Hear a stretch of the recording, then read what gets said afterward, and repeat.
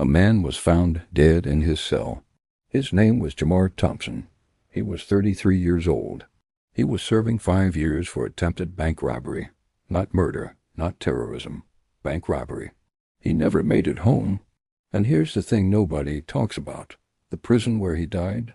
Most people have never even heard of it. Everyone knows ADX, the supermax. The Alcatraz of the Rockies. The place where they lock away the worst of the worst and throw away the key.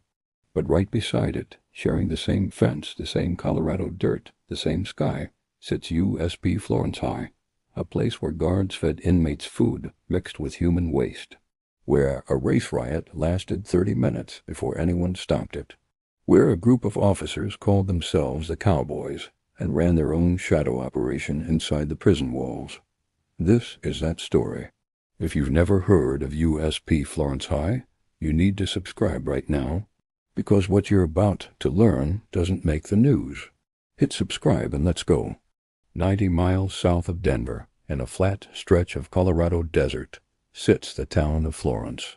Population, around 3,900 people. Before 1993, it was quietly going broke. 17% of people were unemployed. The town had almost nothing. And then someone had an idea. The residents of Florence voted by mail on whether they wanted a federal prison complex built in their backyard. The result? 97% said yes. And they didn't just vote for it.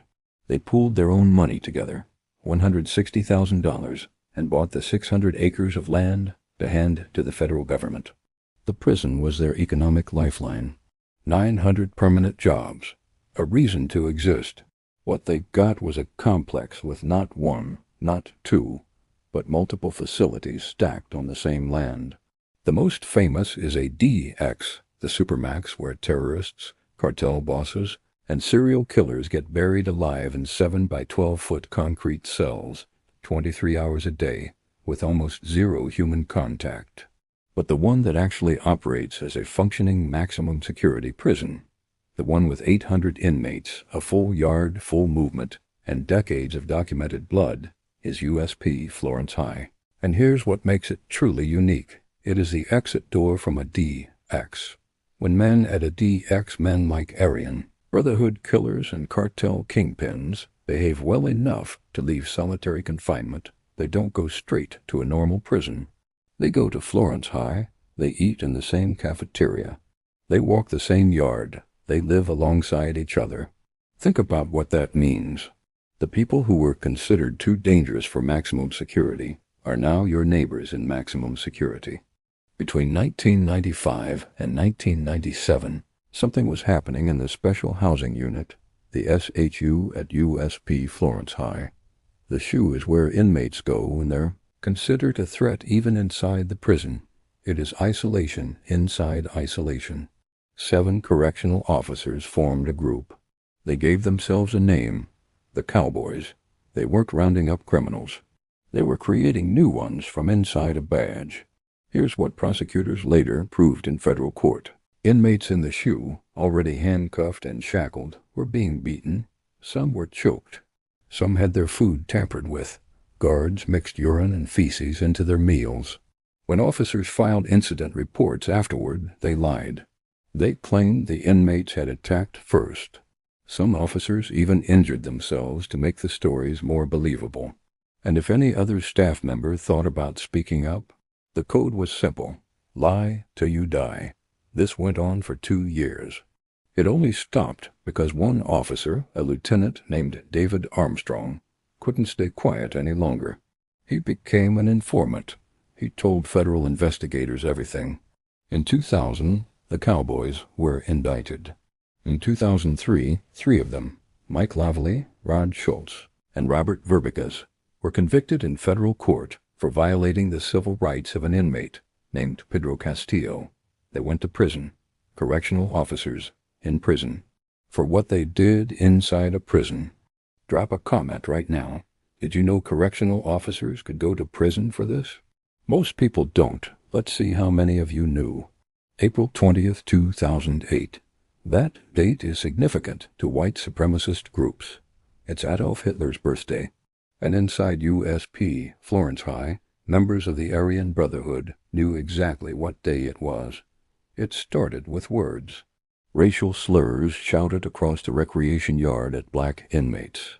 Some of the men involved had been drinking homemade alcohol, a prison-brewed mixture that gets passed around despite constant cell searches. Words turned into something else fast. Within minutes, approximately 200 inmates were involved in a full-scale riot. This was not a small fight. This was 200 men in a maximum security federal prison in open chaos. And here's what the records show.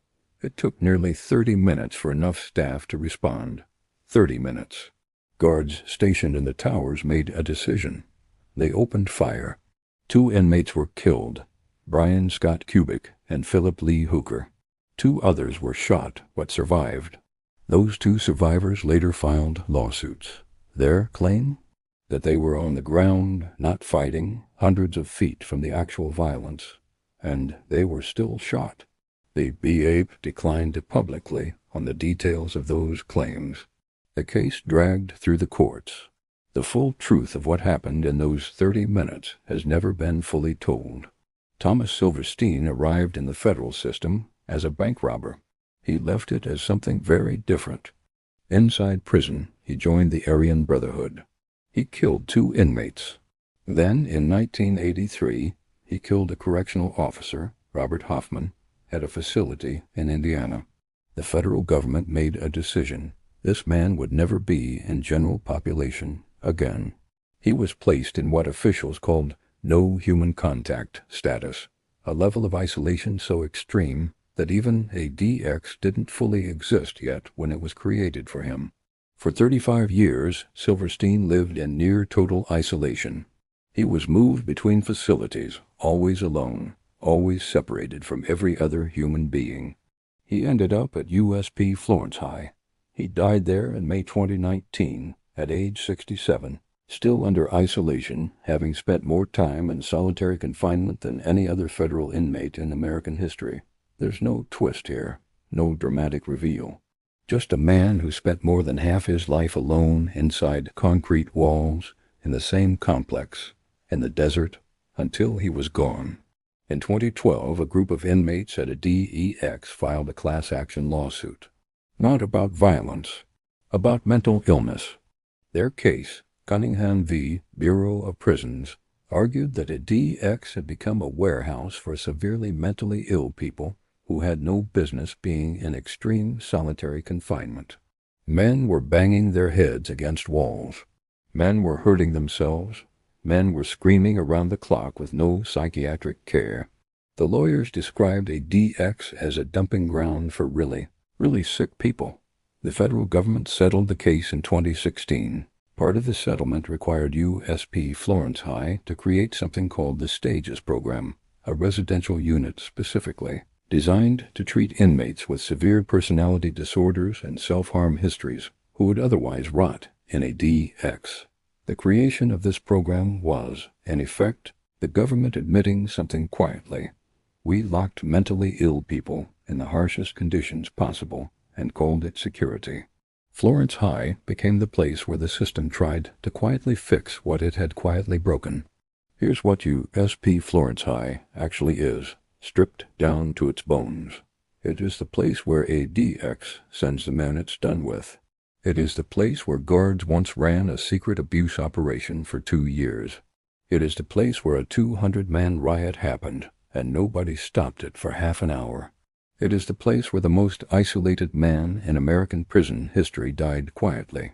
It is the place where a 33-year-old doing 5 years for bank robbery was killed.